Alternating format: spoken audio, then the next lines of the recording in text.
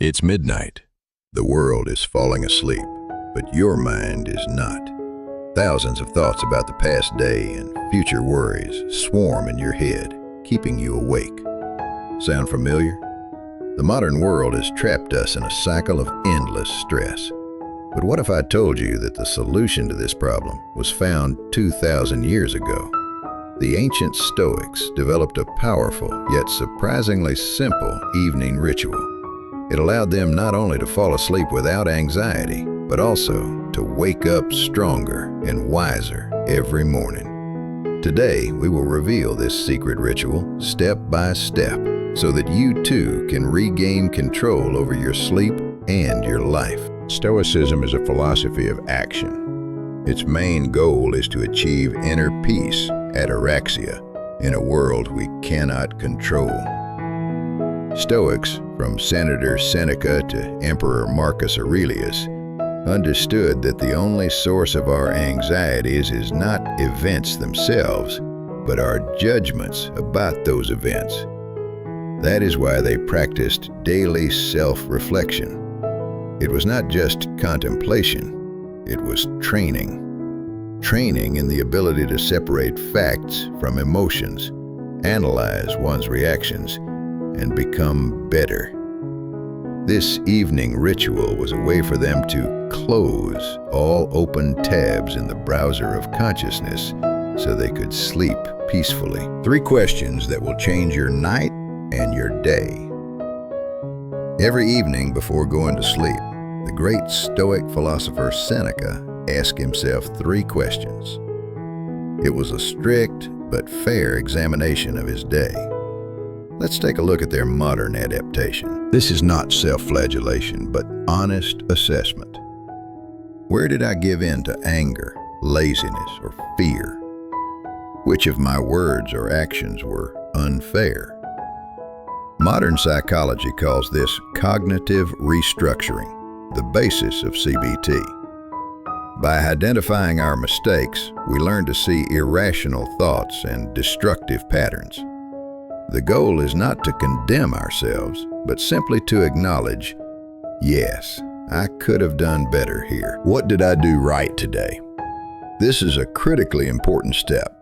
Where did I show courage, kindness, patience, or moderation? This is not self-praise, but reinforcement of positive behavior. When you consciously acknowledge your small victories, you train your brain to notice the good. This creates a powerful source of internal motivation based not on external approval, but on staying true to your own principles. What have I learned, and how can I improve tomorrow? This is the most powerful question. It transforms passive analysis into a proactive growth plan. What will I do differently in a similar situation? How can I avoid repeating the mistake? This question stops rumination, the endless replaying of negative thoughts that keeps us awake at night. Instead of dwelling on the problem, you create a solution. Your brain receives a signal. The task has been processed. There is a plan. You can rest. Section 3, your 5-minute practice. How to implement the ritual today. You don't have to be a philosopher for this to work. Here are simple instructions for 5 minutes. Step 1. Find silence. Already in bed, put your phone away. Take 3 deep breaths. Just feel the moment. Step 2. Ask questions. Mentally or in a journal, answer 3 questions. 1. Where did I go wrong today? 2. What did I do well today? 3. What lesson did I learn for tomorrow? Step 3. Be honest but kind. Treat yourself as a friend to whom you are giving wise advice, not as a defendant. The goal is to learn, not to punish. Step 4. Let go. After your analysis, mentally close the day. You did everything you could. You learned your lessons. Now it's time to recover. The Stoics' evening ritual is not just a way to fall asleep. It is a powerful tool for personal growth. Every evening, by analyzing your day, you not only free your mind from worries, but also actively build the personality you want to be. You turn your experience into wisdom. Give it a try.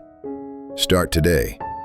Set aside just 5 minutes and let ancient wisdom give you what is so lacking in the modern world: peaceful nights and meaningful days.